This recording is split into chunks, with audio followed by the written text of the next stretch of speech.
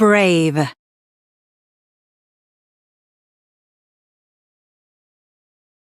Long ago, in the Scottish Highlands, there was a kingdom called Dunbrach. The land was ruled by King Fergus and Queen Eleanor. Their sons, the triplet princes, were a trio of mischief-makers. And then there was Merida, the Princess of Dunbrach. Every day, Queen Eleanor spent hour after hour teaching Merida how a princess should behave. But Merida refused to listen. Sometimes, the queen wondered how she would ever get through to her daughter. Merida dreaded her mother's lessons. She preferred riding her horse, Angus, and practicing with her bow and arrows. Merida was a skilled archer and rarely missed a shot. One day, Queen Eleanor told her daughter it was time to follow family tradition and invite suitors from 3 Highland clans to compete for the princess's hand in marriage. But Merida said she wasn't ready to marry. Queen Eleanor told her a legend about an ancient prince who had refused to follow the traditions of his kingdom. He had split from his 3 brothers, and their kingdom had fallen. Legends are lessons, said the queen. Merida was not convinced. But the clans were already on their way. A few days later, the royal family received them in the castle's great hall. Lords Mackintosh, MacGuffin, and Dingwall stepped forward to present their firstborn sons, the suitors who would compete for the princess's hand in the Highland Games. Young Mackintosh was the first suitor. With his own sword, he vanquished 1,000 foes, his father, Lord Mackintosh, bragged. The next suitor was young MacGuffin. With his bare hands, he vanquished 2,000 foes, his father, Lord MacGuffin, boasted. Wee Dingwall was last. He vanquished 10,000 foes single-handedly, his father, Lord Dingwall, bluffed. Queen Eleanor outlined the rules of the Highland Games. Only the firstborn descendant of each of the clan leaders could compete for the hand of the princess. The princess herself would choose the challenge. Merida's eyes lit up. Firstborn, she thought? Suddenly, she had an idea. I choose archery, she cried. The competition took place on the castle grounds that very afternoon. Young MacGuffin almost missed his target altogether. Young Mackintosh's shot was better, but his attitude was not. Wee Dingwall was the worst archer of all, but somehow he hit the bullseye. Then Merida appeared on the field. I am the firstborn descendant of Clan Dunbrach, she declared, and I'll be shooting for my own hand. I forbid it, Queen Eleanor cried. But Merida ignored her mother and took aim. 1, 2, 3 arrows took flight and hit all 3 bullseyes. Merida was thrilled until a furious Queen Eleanor dragged her back to the castle. You embarrassed them, the queen shouted at Merida when they were alone. You embarrassed me! I'll never be like you, Merida cried angrily. She slashed the family tapestry with a sword, splitting the images of her and her mother. Merida ran out of the castle. Sobbing, she jumped on her horse and raced into the forest. Soon, she arrived at the mysterious Ring of Stones. Tiny blue lights appeared, forming a trail. They seemed to beckon Merida deeper into the forest.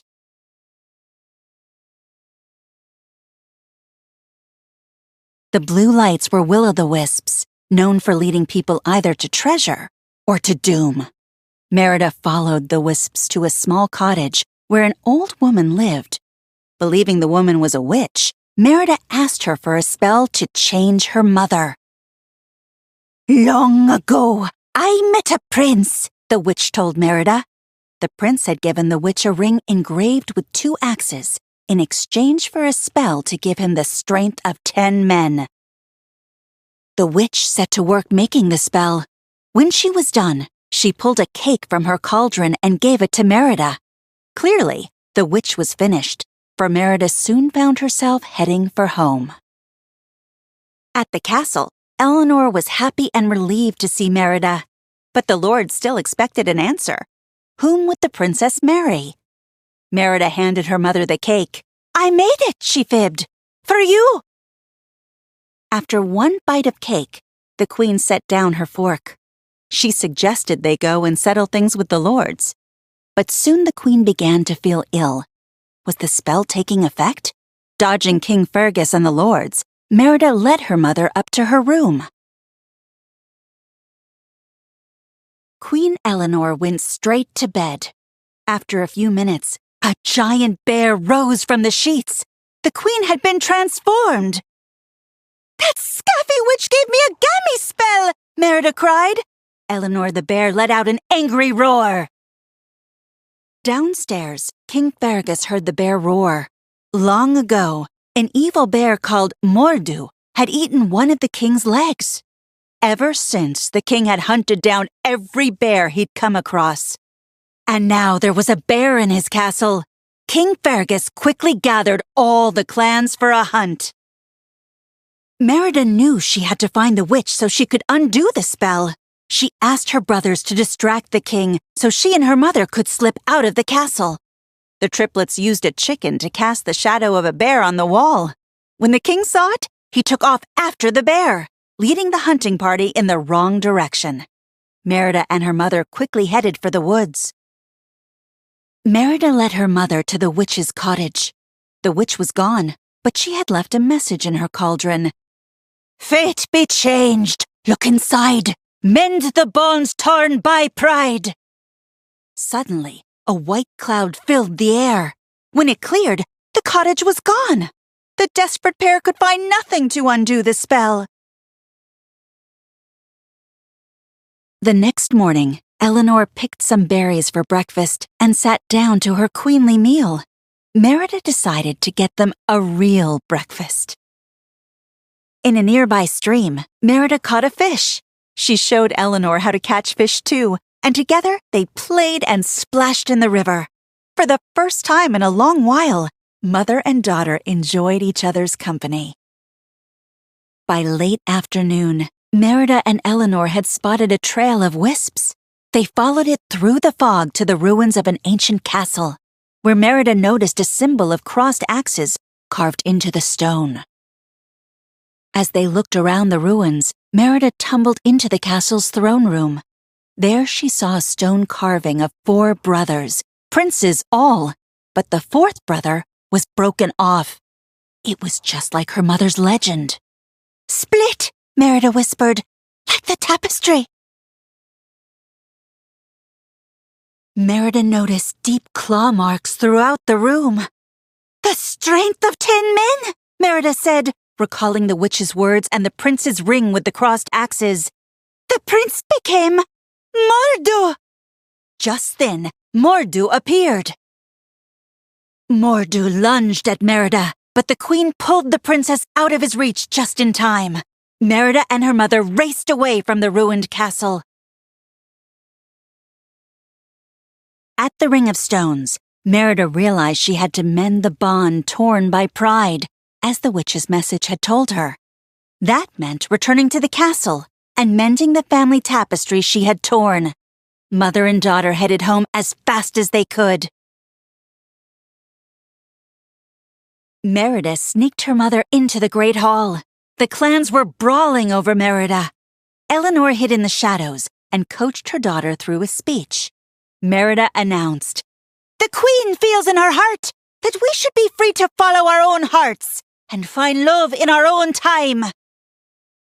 Moved by Merida's words, the young lords decided that they wanted to be able to choose their own fates, too. "That settles it," said Lord MacGuffin. The lords agreed that Merida and the young men should be free to marry whomever they wished. As soon as they could, Merida and her mother raced upstairs to get the tapestry. Just after they entered the room, Fergus burst in and saw the bear. "Dad, no!" Merida cried. "It's not what you think!" The king swung his sword. Eleanor ran out the door and down the hallway. The clans chased her as she escaped from the castle. Merida tried to explain to her father what had happened, but Fergus didn't believe her. He locked Merida in the tapestry room to keep her safe. Then he raced off to hunt the bear. Meanwhile, the triplets had eaten the magic cake and become bears too. Merida had to fix the tapestry to save her mother and her brothers. After the triplets freed their sister, they all climbed onto Angus and raced after their mother. All the while, Merida mended the tapestry. Merida found the hunters at the Ring of Stones. The men had captured Eleanor. "I won't let you kill my mother!" Merida cried.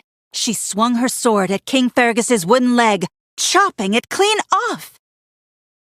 Suddenly, Mor'du burst into the Ring of Stones. The clans rushed to attack him, but they were no match for the beast. Mor'du quickly closed in on Merida. Determined to protect her daughter, Eleanor gathered her strength and broke free. Then she charged Mor'du. The two bears clashed. After a fierce battle, Eleanor slammed Mor'du against a standing stone. The great rock broke apart, crushing Mor'du.